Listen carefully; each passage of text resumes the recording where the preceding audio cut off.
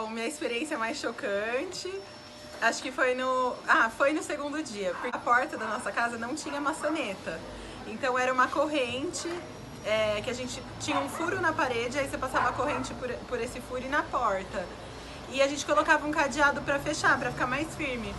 Só que eu acordava à noite apertada pra fazer xixi na primeira noite, e quando eu fui tentar abrir essa porta, o cadeado fazia muito barulho, acordava todo mundo. Aí no segundo dia, eu fiquei com receio de fechar e pôr o cadeado, falei, vou deixar a porta sem tranca, vou passar só a corrente e dar um nó.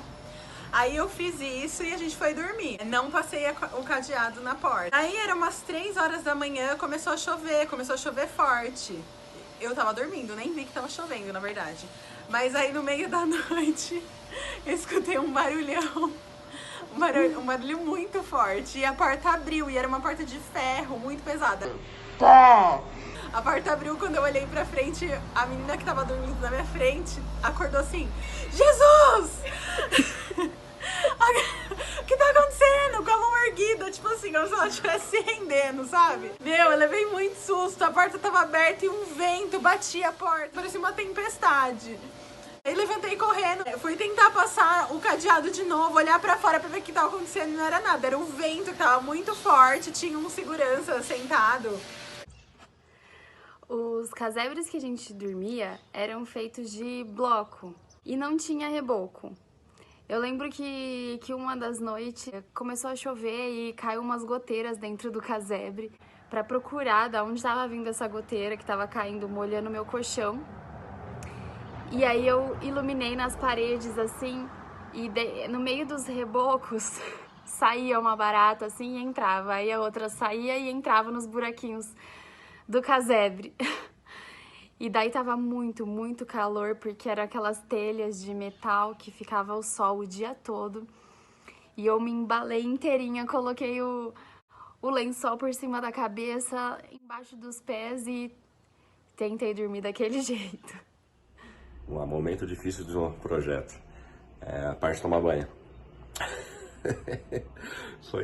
Não foi tão confortável assim. A gente tava no banheiro super improvisado, tomando banho de caneca, e depois de um dia bem exaustivo, todo mundo queria chegar e tomar banho com o mínimo possível, mas tudo bem. Afinal, são poucos minutos do dia, né? E tudo teve um propósito bem grande, mas já vão preparados aí, que não é dos melhores não. É isso, foi um momento bem difícil pra mim esse. Lavando o cabelo da amiga! É assim que a gente toma banho aqui. Uhul! Quer ajudar? Sempre tomava banho algo 1h30, 2 horas da manhã. E tinha dia que a gente preferia não tomar banho, já dormir sujo e tomar banho de manhã porque não dava conta. A gente só tinha 2 casas de banho e era muito voluntário. Porque a gente dormia tudo assim, uma do ladinho da outra, não podia nem se mexer. E as meninas ainda saíam pulando quando via mosquito por causa que tinha besouro, eu tenho medo de besouro. E aí a gente acordava o quarto inteirinho. E também não tinha muito espaço, tinha que dividir colchão. Dividia um colchãozinho assim para 2 pessoas.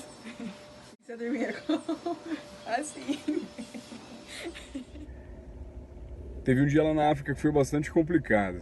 Eu lembro que depois de trabalhar numa comunidade, nós estávamos mudando de comunidade e quando a gente chegou lá tinha cerca de 1000 pessoas para a gente servir, várias crianças, muitas famílias.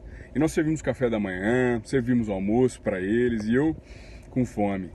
E o dia foi passando, gente, eu fui ficando irritado. Eu nunca imaginei que eu ficava tão irritado com fome. Na verdade, acho que é porque eu nunca passei fome, né, aqui no Brasil. A gente sempre come o tempo inteiro. E aí foi passando o dia, chegando o final da tarde, de repente eu encontrei uma bacia cheia de feijão e uma outra com um monte de linguiça. Eu falei, gente, eu preciso comer isso. Mas não tinha um prato, um talher para eu comer. Acho que em virtude mesmo daquela quantidade de gente e pessoas e a realidade do lugar mesmo. Então eu achei um copo descartável, foi a única coisa que tinha. Eu enchi de feijão, gente.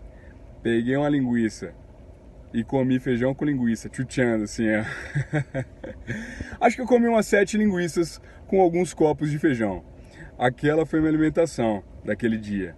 Não foi fácil. Hoje eu olho para trás e falo, poxa, valeu muito a pena, mas não foi fácil. O que foi mais desafiador para mim na viagem foi a questão da alimentação.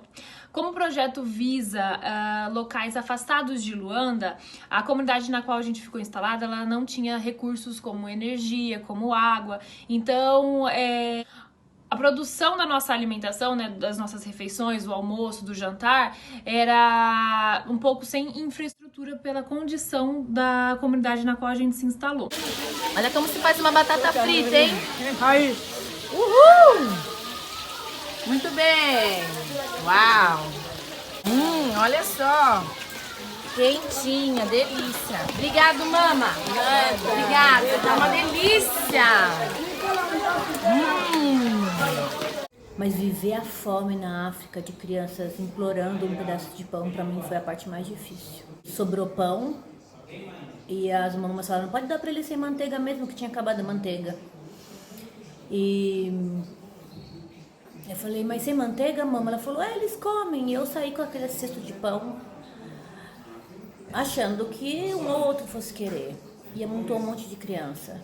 E eu falei, então eu vou dar da igreja, um buraco que tinha da janela da igreja. Então vocês se organizem em fila.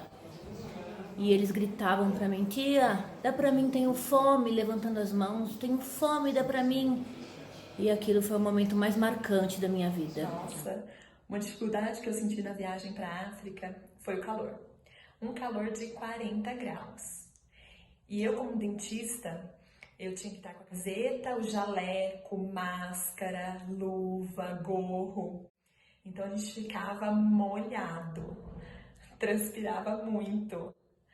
E além da postura de trabalho, que também é bem desgastante. Mas eu acho que o amor que eles transferem pra gente lá é tão grande que compensa todas as dificuldades. A minha maior dificuldade foi ser ouvida pelas crianças. Afinal, eram de 800 a 1000 crianças por dia e nem o megafone dava conta, viu, gente? Embaixo do sol, de muito agito, alegria e muito calor. Aos poucos a gente foi criando algumas estratégias para formar fila, o que era, assim, bastante difícil.